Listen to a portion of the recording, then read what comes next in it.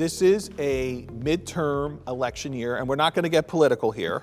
Yes. Okay, but is this just another noise factor that, even though it's important to the country that everyone go out and vote and share their opinions on who should be the leaders of the country, but how does that play into anything from an investment perspective from Cetera Investment Services? Is that something that you're looking at, or is that something you ignore, or how do you work with that? Yeah, so remember the markets. The markets love transparency. The markets do not like change.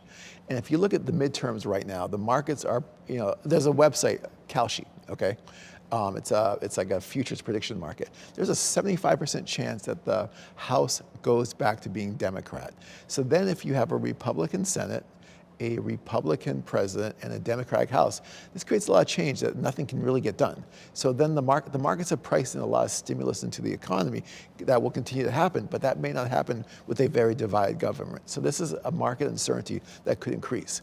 Also, think about this. If you look at stock market returns, the S&P 500 again, historically the second year of a presidential cycle, regardless if it's a Republican president or a Democratic president, it doesn't matter. The second year since 1960 has been the worst performing year. In fact, since 1960, the S&P 500 has only averaged a 2% return in the second year. So we think that a lot of this is getting priced in.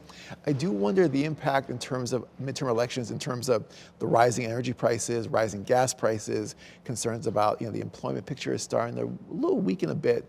Taking all this together, this creates some type of potential change in Washington, and we'll see what happens.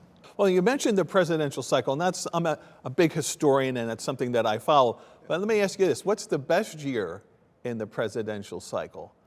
Best year is usually the first year. First year? Yeah, first year, because there's excitement. There is lots of excitement about the new president, about things changing, things taking over. And usually the first year is the best year. Okay. And we had a great year last year in the markets. Okay, excellent.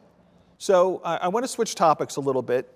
Now, this is a big year for the country. It's our 250th anniversary.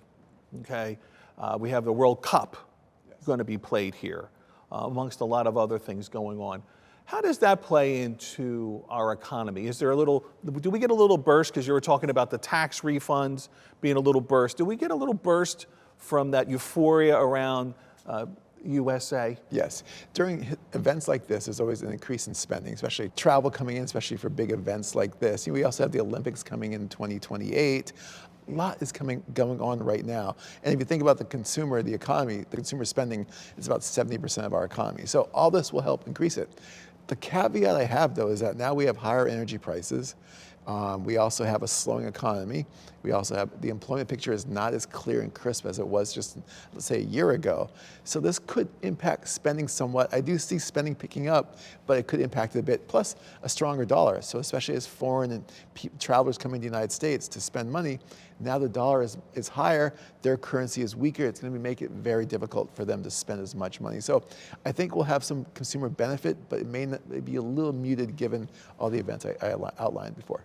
So, Gene, this has been fantastic. I really enjoy sitting down with you each year. It's been one of the things I look forward to. Is there anything you would like to leave us with? Any final thoughts regarding 2026 and your outlook? Yeah, I think my final thoughts is this. Market volatility is a normal part of investing. Classic example is that in the last 46 years, the stock market has been positive in 38 of the last 46 years. That's an impressive track record. That's very, like New England Patriots impressive. And it's a very impressive track record. So we have a positive bias in the market because the economy is growing, earnings are growing. But the average intra-year loss during those 46 years in an upwardly moving market is negative 14.2%. Market volatility corrections are a normal part of investing. Being disciplined, being diversified, focusing on the long term, sitting down with your advisor is so important to navigate any uncertainty like this. Well, thank you, Gene. This has been absolutely wonderful. Good to see you again. Congratulations on your twins. Maybe next year. That'll be good for tax purposes. Oh, I'm so excited. And next year I'll bring them with me. Awesome. I'd love to see them. Thank you. Thank you very much. Thank you.